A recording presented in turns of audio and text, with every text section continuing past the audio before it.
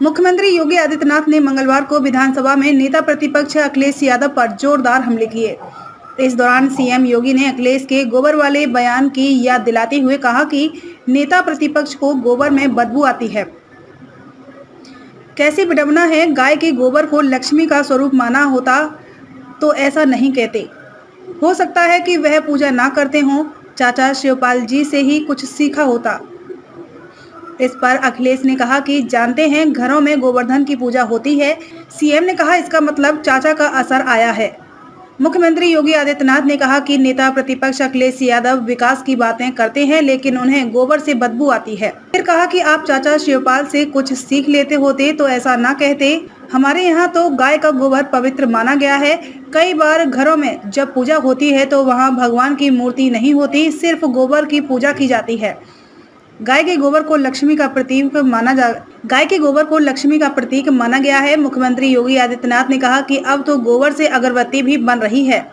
अगर आप पूजा करते तो जरूर जानते। इस पर अखिलेश बोले कि हम भी गोवर्धन पूजा करते हैं। योगी ने मुस्कुराकर कहा कि यह भी चाचा के संपर्क में आने का परिणाम है।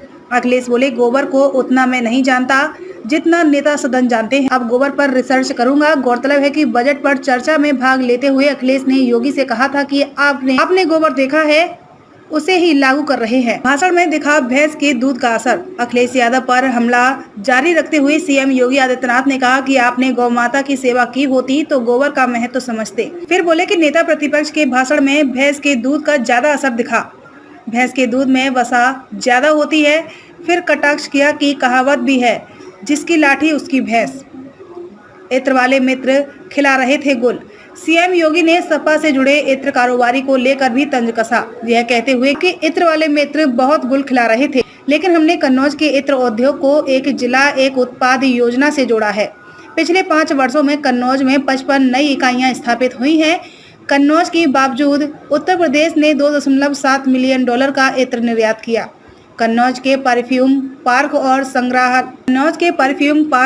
संग्रहालय के लिए 100 करोड़ रुपए का बजट प्राविधान ऋण के रूप में किया है।